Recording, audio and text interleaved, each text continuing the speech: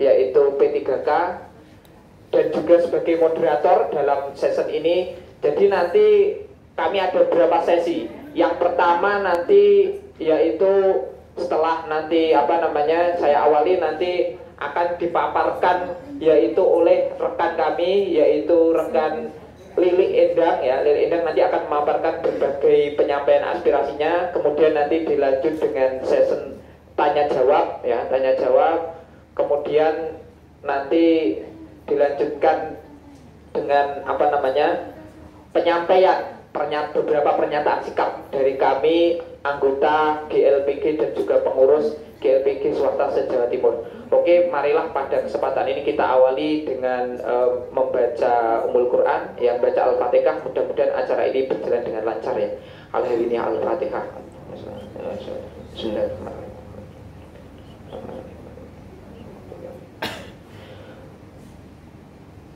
Mudah-mudahan acara ini diberikan kelancaran dan diridhoi oleh Allah Subhanahu wa taala. Kemudian yang selanjutnya yaitu sesi pemaparan beberapa aspirasi yang perlu kami sampaikan dari yaitu pengurus dan anggota GLPG Swasta se-Jawa Timur, akan dipresentasikan atau disampaikan oleh teman kami yaitu rekan Lili Endangwati ya, kepada beliau dan juga kepada Pak Safaul ya. Nanti berkolaborasi dengan Bapak Safaul. Saya persilahkan sepenuhnya untuk menyampaikan. Monggo. Bismillahirrahmanirrahim. Assalamualaikum warahmatullahi wabarakatuh. Pertama-tama kita panjatkan puja dan puji syukur kehadirat Allah Subhanahu wa taala, yang mana kita masih diberikan kesehatan sehingga pada saat ini kita bisa beraudiensi dengan DPRD Jawa Timur, khususnya Komisi E yang menangani masalah pendidikan. Kita langsung aja nggih, Pak, Bu. Di sini kami ini adalah forum memperkenalkan diri dulu dari Forum Guru Lulus Passing Grade PPPK 2021, yaitu prioritas 1. Artinya prioritas 1 ini adalah kami sudah mengikuti seleksi tes P3K pada tahun 2021 dan dinyatakan lulus. Artinya nilai kami sudah di ambang batas. Itu yang diartikan prioritas 1. Di sini prioritas 1 itu diberi peluang dan dasar hukum yang kuat bahwa prioritas 1 yang sudah lulus di atas ambang batas itu diberi penempatan dan diangkat menjadi guru P3K tahun 2002. Dasarnya di Permenpan nomor 20 tahun 2022. Prioritas 1 atas sendiri. Nah, ini Permenpan, Bu, yang keluar yang mendasari kami bahwa prioritas 1 itu pengangkatan dan penempatan di tahun 2022. Lalu yang mendasari penempatan dan pengangkatan kami, prioritas 1 adanya rekomendasi dari Komisi 10.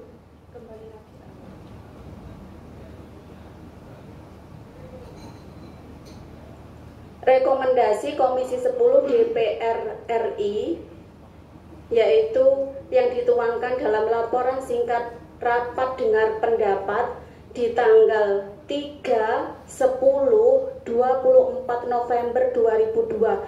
Jadi 3 kali kami ke Komisi 10 DPR RI. Lampirannya ada di lampiran 2.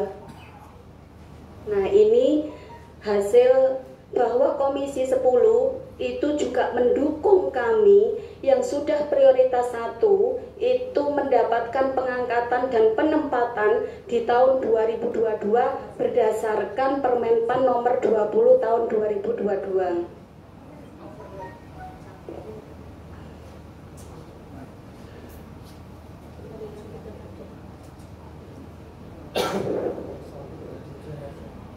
Kenapa kami kami menginginkan untuk diangkat di tahun 2002, selain berdasarkan Permenpan di atas, kami juga mempertimbangkan sisi kemanusiaan dari forum kami, yaitu satu, bahwa dari rekan kami itu sudah lulus tes dan menunggu 1 tahun. Itu mulai pengumuman kami lolos itu di bulan Desember 2021 sampai sekarang.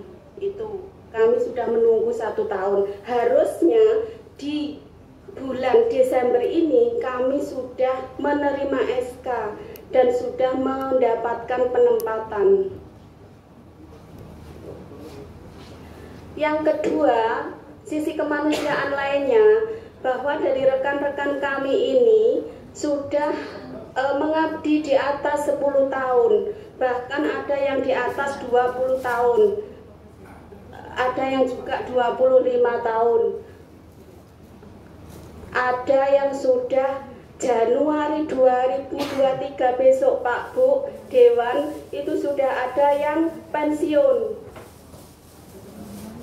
Jadi setidaknya kalau kami mendapatkan SK sekarang, itu rekan kami yang mau pensiun di Januari 2021, itu setidaknya sudah bisa menikmati gaji 1 bulan.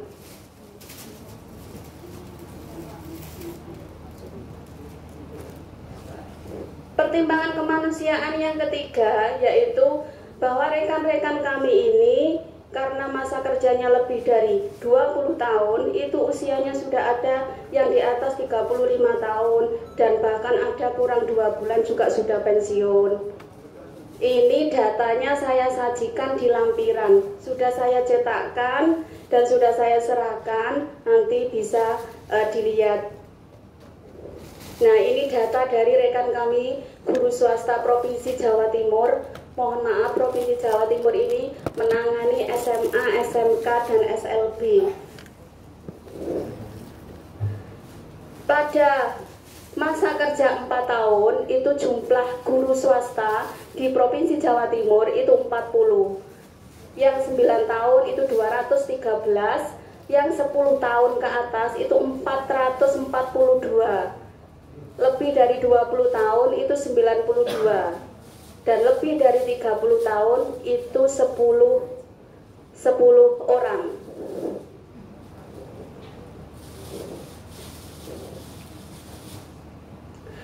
Selain kemanusiaan tersebut, bahwa rekan-rekan kami ini juga sudah banyak yang diberhentikan dari yayasan Pak Bu Dewan. Filenya ada, dari swasta itu sudah ada 52 yang diberhentikan karena mengikuti tes P3K dan bahkan sekarang sudah nganggur. Nah, untuk selain diberhentikan juga ada yang diintimidasi seperti dikosongi jamnya mengajar, tidak mengajar, dikurangi jamnya karena sudah dianggap lulus tes P3K dan ada harapan diangkat menjadi P3K. Jadi para yayasan itu mengintimidasi atau mengurangi jam kerja dia di sekolahan meskipun sudah kerja. Nah, ini juga sudah tidak manusiawi lagi, makanya kami ke sini. Data yang diberhentikan dari yayasan juga sudah kami cetak dan sudah kami jadikan satu di dokumen. Oke, ini ada 52.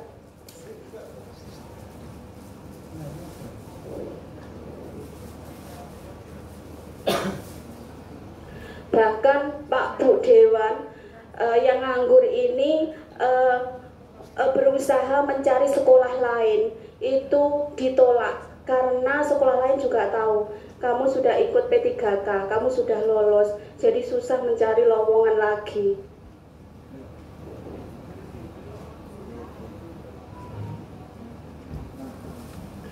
Itu sisi-sisi kemanusiaan bahwa kami ingin segera diangkat tahun 2022 ini karena dasar kami jelas, yaitu Permenpan nomor 20 tahun 2022. Solusi yang kami tawarkan, Pak Bu, Dewan, bahwa data kami yang ada di Panselnas itu mohon untuk diamankan baik oleh Panselnas maupun Pemda, sehingga Bapak Ibu guru ini terlindungi dari peraturan dan harapan yang semakin jelas. Dan kami khawatir kenapa harus diamankan, karena ada pendataan non-ASN yang sekarang gencar-gencar dilakukan oleh sekolah negeri. Ini yang dikhawatirkan akan mempengaruhi pengangkatan dan penempatan prioritas 1. Solusi yang kami tawarkan lagi, memaksimalkan dana anggaran umum dari pemerintah pusat.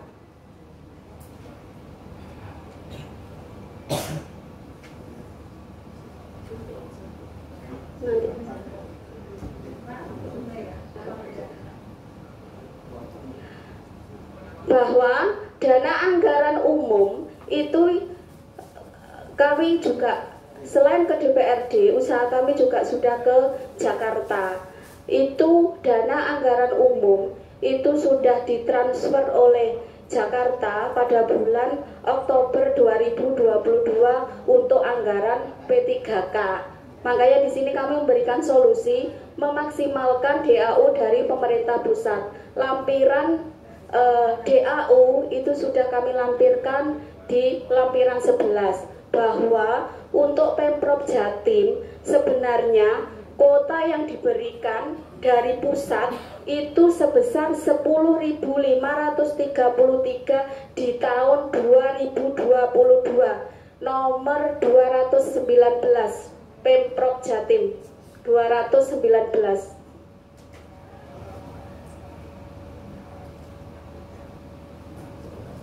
Nah, ini di Pemprov Jatim yang awalnya di tahun 2021 Pemprov Jatim mendapatkan kuota dari pusat sebesar 15.381, yang total gajinya untuk P3K 288 triliun sekian.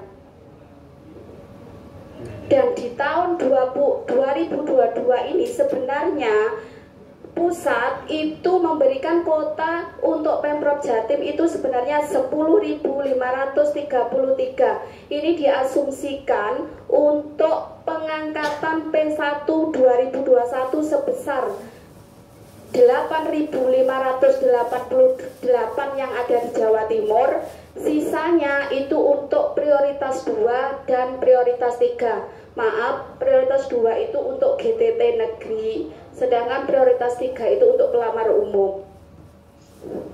Kenyataannya Pak Bu Dewan, di Pemprov Jatim hanya menetapkan kuota di tahun 2022 itu sebesar 2.450 saja.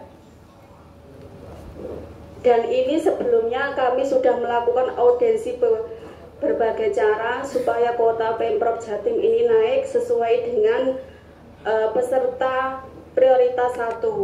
Tapi tetap kemarin di pengumuman kuota formasi 2022 itu 2.450, sehingga yang tidak tercover Pak Bu itu sebesar 6.138 guru yang belum mendapatkan penempatan dan pengangkatan P3K 2022.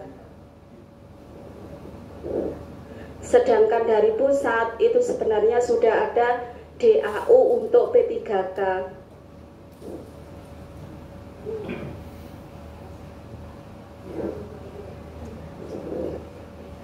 Ini kami jelaskan lagi bahwa prioritas 1 di Provinsi Jawa Timur 2021 yang ikut tes dan lolos kemarin sebesar 8.588. Pak Bu Dewan, itu terdiri dari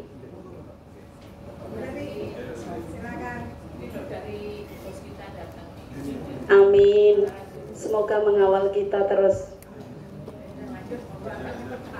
amin. Sebagian besar intinya itu kita pahami, karena ini juga beberapa kali menjadi bahan diskusi di Komisi E ya. Seandainya dicukupkan agar lebih banyak dialognya, pripun Bu Lili? Iya ya, cukup ya Bu Lili. Coba. Karena ini tadi juga sudah saya baca semuanya, gitu ya. Dan yang memimpin rapat izin saya ya Mas Ketua. Iya, terima kasih. Tapi sudah dibantu membaca doa di awal, terima kasih. Ketuanya masih muda ya, hebat sekali. Sampun Ibu Lili, kita lanjut diskusi atau masih ada hal penting lagi? Sudah, kawan-kawan lain sudah menyatakan sudah. Ya, biar mengalir di diskusi dulu ya Bu Lili ya. J. Ya, terima kasih, mungkin tidak dimatikan dulu Bu Lili.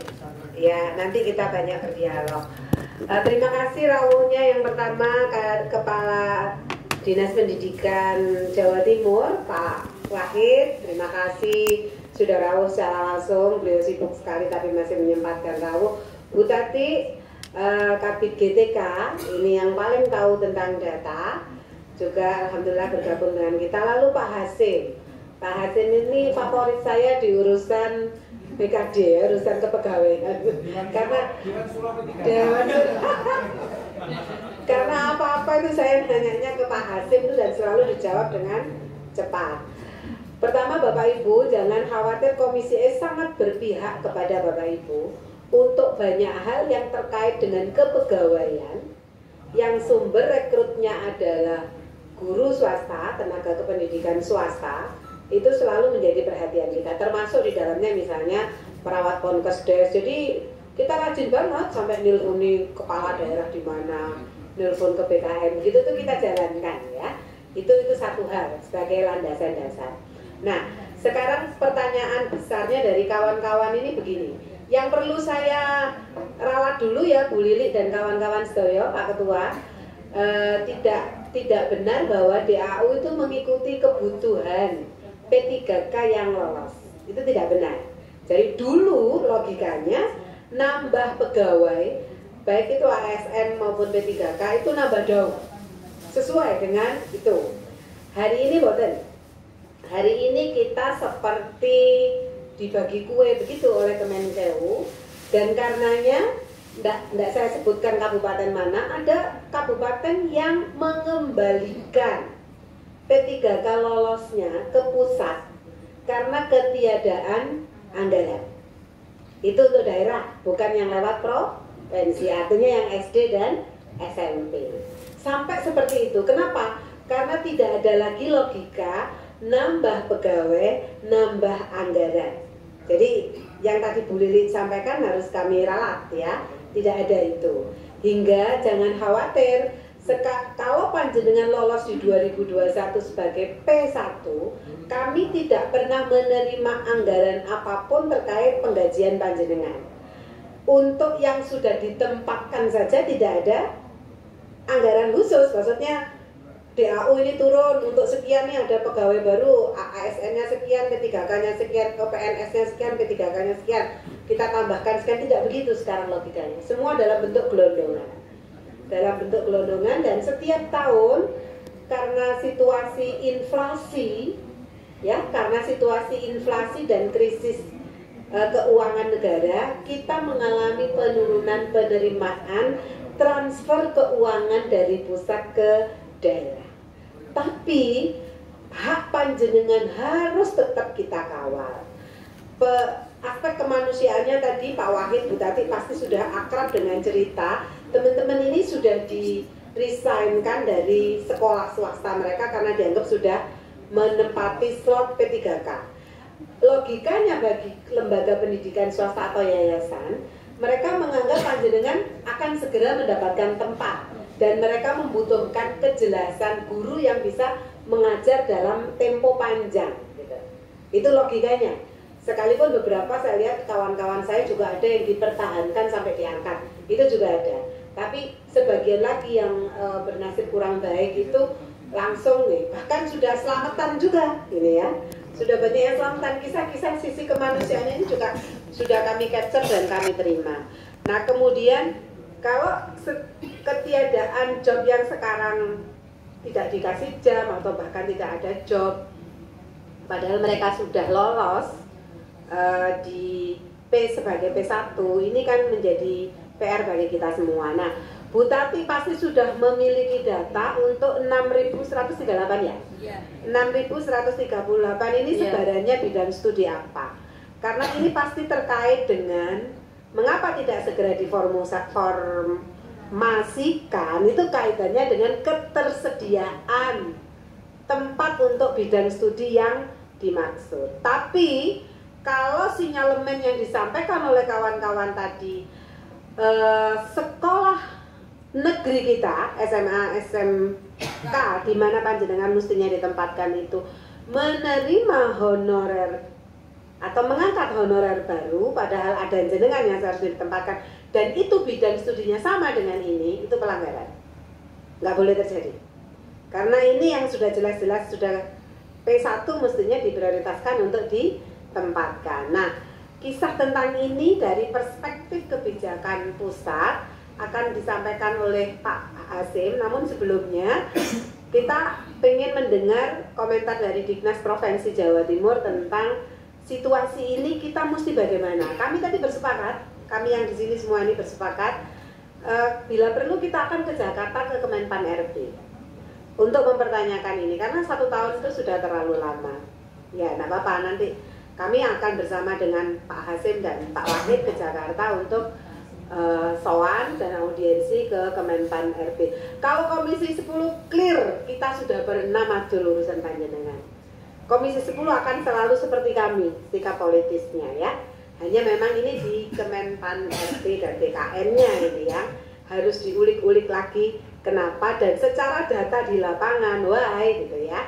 Penempatannya kok lama tadi, sebaran mata pelajarannya kan juga saya lihat sangat-sangat ini ya, sangat-sangat macam-macam gitu loh Bu Tati, matematika, IPS, seni budaya semua ada di sini.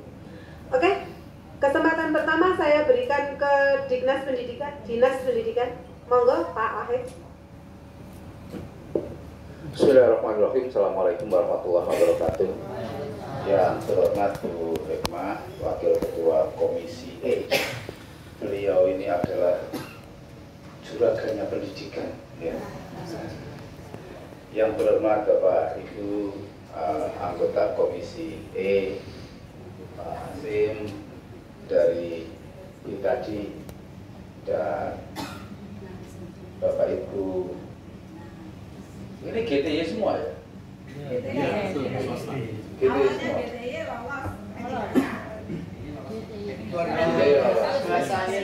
Ada yang belum Pak, masih GTC di swasta, tapi sudah masuk di Dapodik sehingga kemarin bisa mengikuti tes P3K.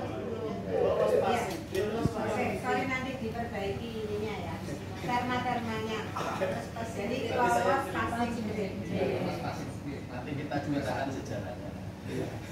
Saya laporkan Bu Hikmah, saya kurang tahu apakah tadi sudah disampaikan atau belum, bahwa data yang kami punya, formasi P3K 2021 itu 11.220.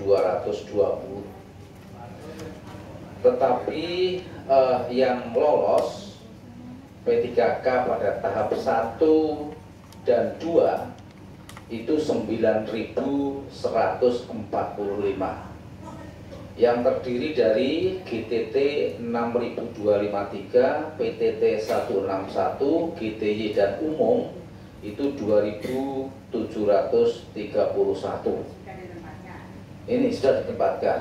Nah, ini eman-eman sebetulnya diberikan formasi 11.220, yang lolos cuma 9.145. Saya memang memantau Bu Hikmah pada saat seleksi P3K dengan sistem chat itu,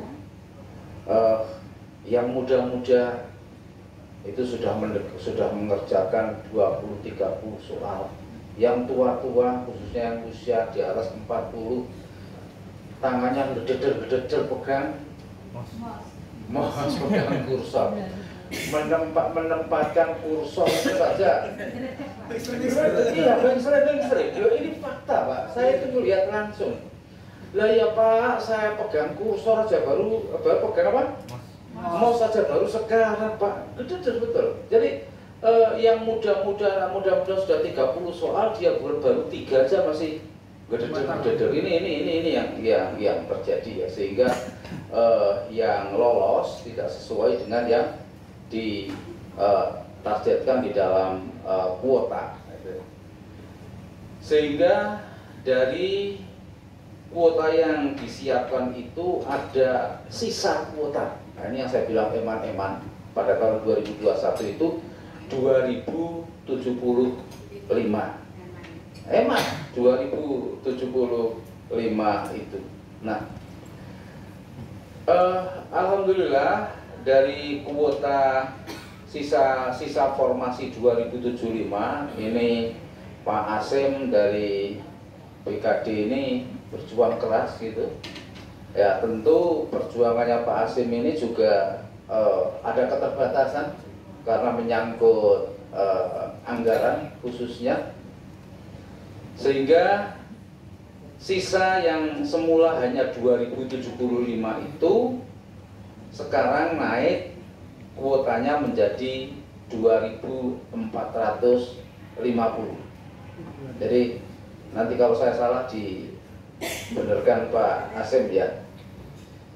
Nah ini sekarang lagi dalam proses, sehingga kami ya dengan kuota 2450 sementara yang lolos passing grade ini 8.588. Kalau dari sisi Dinas Pendidikan ya tentu berharap formasi ini ditingkatkan, dimaksimalkan ya. Karena Kemendikbud Ristek ini sudah memberikan data bagi yang lolos passing grade, tapi sekali lagi kembalinya adalah anggaran dan bagaimana hasil perjuangannya PKD. Mungkin ada perkembangan, kami persilahkan Pak Asim. Demikian Bu Hikmah yang bisa saya laporkan. Terima kasih. Kisah dan sejarah serta terma-terma kami dicerdaskan dulu Pak Asim, monggo.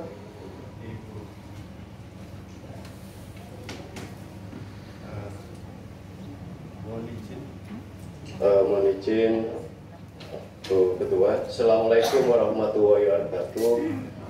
Yang kami hormati Ketua dan Wakil Ketua serta anggota Komisi E, yang kami hormati Bapak Kepala Dinas Pendidikan Provinsi Jawa Timur, Bu Tati, dan Bapak Ibu sekalian,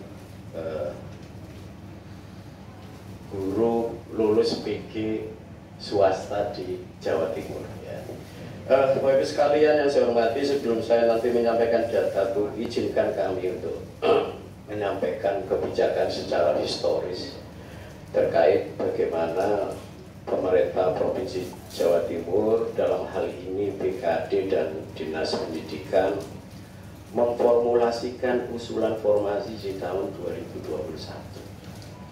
Karena Bapak Ibu sekalian yang di hadapan kita ini adalah sebuah produk dari proses seleksi penerimaan P3K tahun 2021. Ya, jadi izinkan kami menceritakan dulu historisnya seperti apa. Jadi yang bisa kami sampaikan Ibu, jadi awal kita menyusun formasi P3K guru tahun 2021 itu kami membuat coaching klinik dengan Dinas Pendidikan untuk merumuskan berapa formasi yang harus kita usulkan untuk Jawa Timur dengan melihat background fakta yang guru non ASN atau guru yang tidak PNS yang ngajar di sekolah-sekolah negeri. Waktu itu ketemu data sekitar 10.000 yang itu ada tanda tangannya SKGU, dan kurang lebih juga ada 3.000 yang waktu itu belum masuk di tangan. Nah, berdasarkan data itu Ibu, kami memformulasikan pada tahun 2021 itu usulan ke Menpan RB melalui e-formasi itu sebanyak 12.500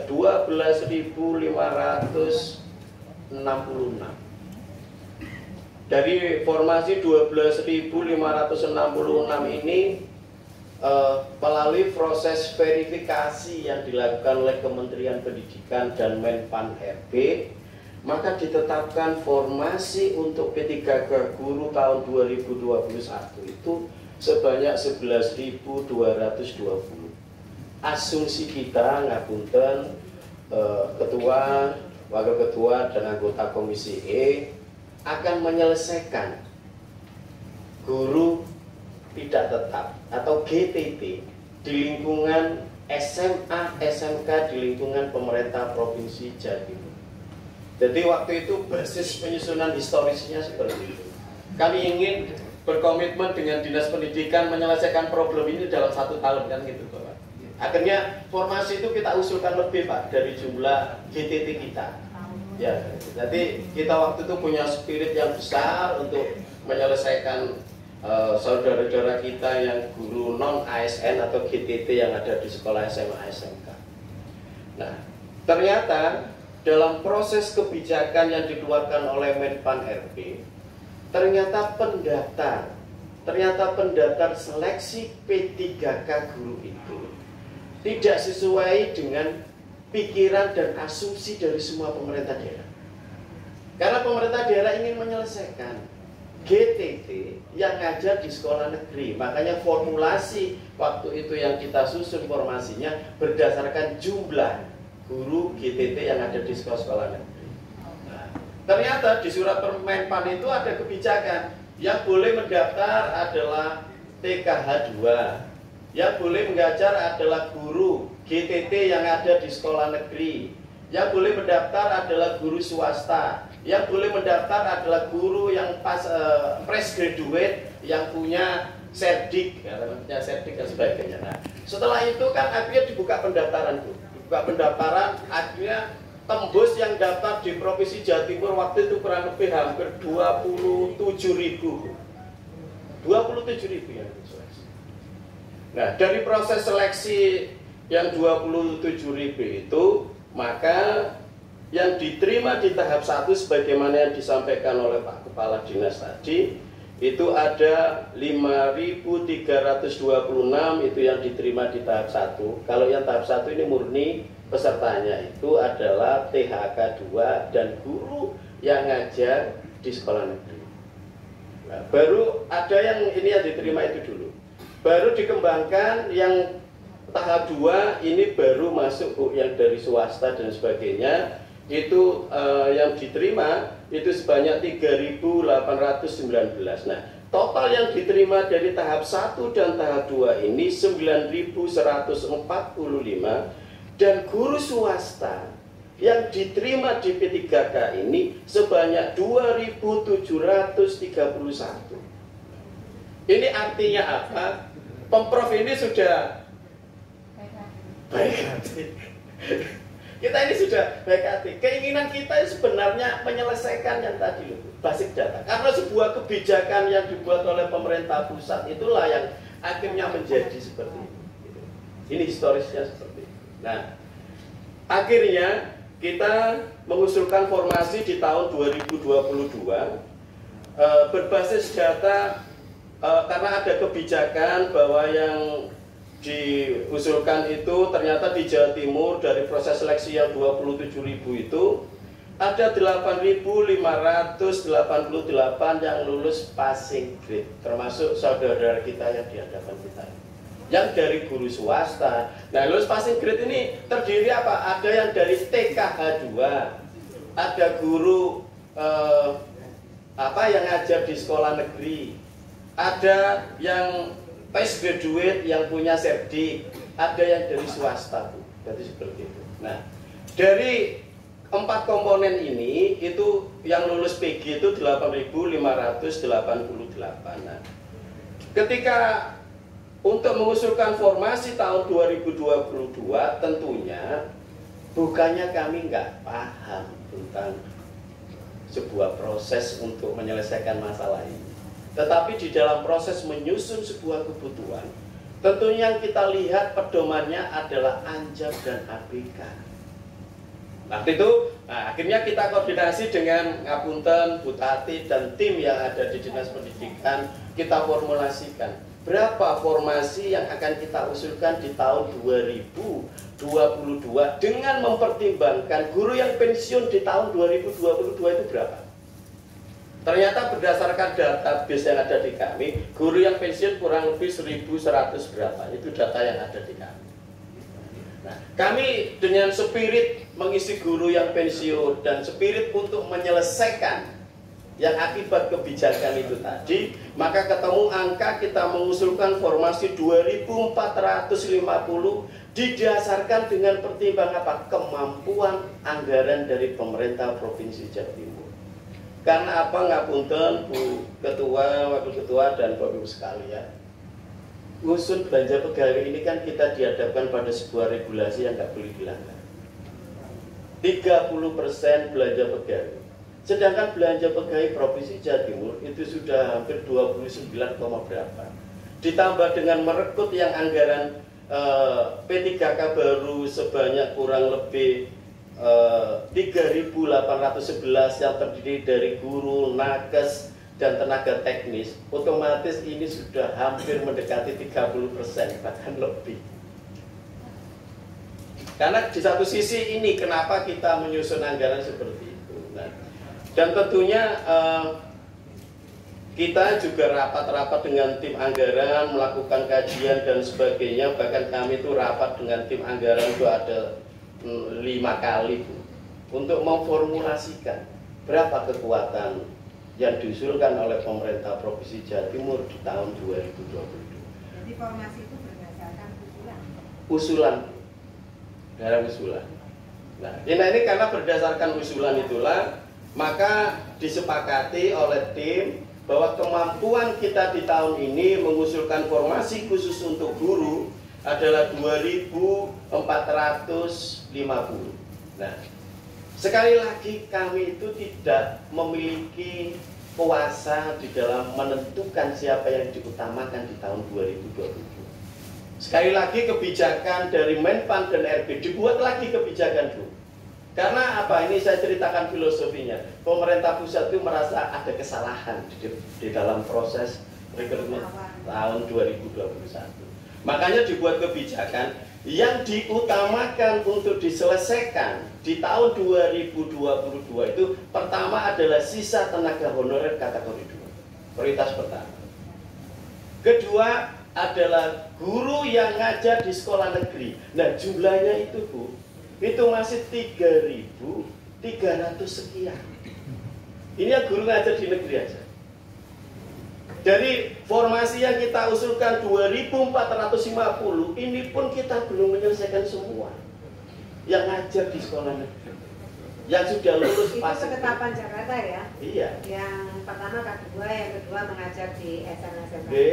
Yang ketiga itu yang itu Menpan. Jadi ini polisinya semuanya kita ini Provinsi Jawa Timur ini kan bukan. Jadi awalnya rekrutmennya keterlanjuran membuka ruang terlalu luas. Ternyata pintu masuknya kecil.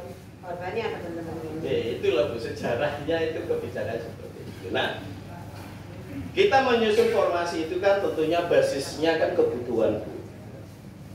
Bahkan sekarang yang terjadi ini nanti bisa ditanyakan Bu Tati.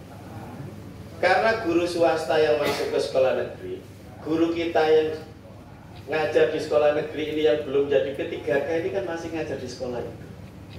Nah, ini ketambahan juga guru yang dari swasta masuk, tentunya ini juga akan menjadi problem kalau tidak dilakukan pemetaan dan penataan. Saya kok tidak setuju dengan istilah guru swasta yang masuk ya. Ini adalah guru yang sudah masuk dalam formasi. Sumbernya apa saja? Jadi ini kan sumbernya di situ, Bu. Jadi ini kan masuk, tapi ini kan masih ada guru yang masih ngajar di sekolah itu yang lulus P3K itu.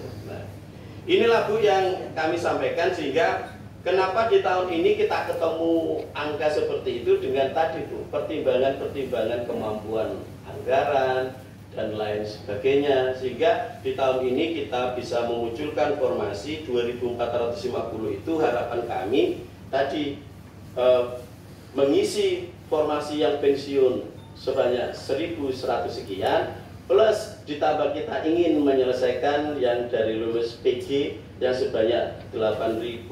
K2 sudah selesai? K2 ini selesai di tahun ini. Dan ini sudah selesai di tahun ini. Nah, itulah Bu gambaran yang kami sampaikan, bahwa di dalam proses penyusunan formasi yang kami lakukan dan kebijakan yang diambil pemerintah Provinsi Jawa Timur ini tentunya juga berdasarkan tidak hanya dari BKD, Dinas Pendidikan, tapi juga berdasarkan dari tim anggaran. Barangkali itu Bu yang bisa kami sampaikan. Terima kasih. Proses kita mengajukan formasi itu selalu didasarkan kepada satu, jumlah pensiunan di tahun yang berkenaan ya. Yang kedua, tidak boleh melebihi 30%. Kenapa nunggu pensiunan gitu? Bapak Ibu saya perjelas lagi. Kenapa kok nunggu ada pensiunan baru jenengan dilihat, itu pun dilihat mapelnya sesuai apa enggak, kan begitu ya? Itu karena tidak boleh melebihi 30% dari APBD keseluruhan untuk belanja pegawai. Kalau lebih dari itu, ya nanti coret. Anggaran kita ini dicoret gitu. Ini lah makanya berarti antara Kemen PKU dengan Kemenpan RB ketika membuat kebijakan open recruitment itu tidak ada koordinasi. Mestinya sih kalau kita dengan logika sederhana, ini kebutuhan guru di daerah masih tinggi, ya kan? Berarti ya jangan 30% sampai terpenuhinya ini misalnya. Ada diskresi misalnya. Otomatis harus ada diskresi kebijakan dari diskresi kebijakan sampai terpenuhi. Tapi ini kan kita ngerasani pemerintah pusat yang muter-muter saja nanti judulnya ya. Oke, belum saya kasih kesempatan, tunggu dulu. Itu penjelasan dari Pak Hasim dan situasinya. Kita prihatin ya ini, jadi keputusan awal untuk membuka peluang P3K sedemikian rupa ini menimbulkan korban pada akhirnya. Dan Bapak Ibu perlu diklarifikasi dan digarisbawahi ya. Prioritas itu pertama K2, kedua yang mengajar di sekolah negeri, ketiga ini itu bukan daerah yang membuat loh ya, tapi Menpan RB. Kalau dibilang itu tidak berkeadilan, mungkin iya bagi panjenengan yang menjadi korban. Nah, ini untuk soal nasib jenengan di per P3 dulu, per P3 dulu. Sebelum nanti saya akan memohon Pak Wahid untuk menekan sekolah kembali, sekolah asal jenengan itu mempekerjakan kembali boyo pecarane. Sebelum itu tema kedua. Tema yang urusan P3K cukup clear atau masih ada menimbulkan pertanyaan? Pertanyaan. Silakan. Terima kasih. Assalamualaikum warahmatullahi wabarakatuh. Waalaikumsalam. Saya Safaul dari SMA Diponegoro Kota Kediri. Dari paparan Pak Hasim tadi, rasanya kami ingin menangis semua Bu. Tetapi kami warga Jatim, tolong teman-teman, Jatim hebat, nanti tirukan saya ya. Jatim hebat, kuat, sehat, dan bahagia ya. Itu moto Jatim karena kita warga Jatim. Tirukan saya. P1 swasta hebat. P1 swasta hebat. Jatim sehat. Jatim sehat. Jatim kuat. Jatim kuat. Jatim bahagia. Jatim bahagia. DPR kita adil dan bahagia. DPR kita adil dan bahagia. Pendidikan Jatim sehat. Pendidikan Jatim sehat. Pendidikan Jatim kuat. Pendidikan Jatim kuat. Pendidikan Jatim bahagia. Pendidikan Jatim bahagia. Terima kasih. Yang terhormat Ibu Dewan Komisi DPRD Jawa Timur, yang saya hormati Bapak Kepala Dinas Jatim Provinsi Jawa Timur, yang saya hormati, serta Bapak Hasim dari BKD yang saya hormati. Saya ingin menyangkal semua kebijakan dari Pak Hasim, yang mana ini yang permen dari atas yang salah atau pemahaman dari BKD daerah yang salah. Salah satu contoh, penyelesaian honorer, yang dibilang honorer itu pasti ada swasta dan negeri. Penyelesaian guru non ASN sesuai undang-undang dan permen dari menteri. Non ASN itu ada SK-nya, non ASN bukan SK gubernur, tapi ada dari menteri. Non ASN itu sudah disalahpahami oleh BKD daerah. Makanya hari ini ditemukan di PKN pusat berapa yang tidak masuk non ASN dimasukkan, berapa yang tidak masuk itu kategori K2 sebetulnya itu berapa, semua sudah tercatat. Makanya pendataan non ASN hari ini membludak. Kalau Pak Hasim ingin bukti, saya punya SKM Pasing yang bunyinya non ASN, itu dari menteri. Itu harusnya yang diusulkan, tapi bukan GTT atau PTT.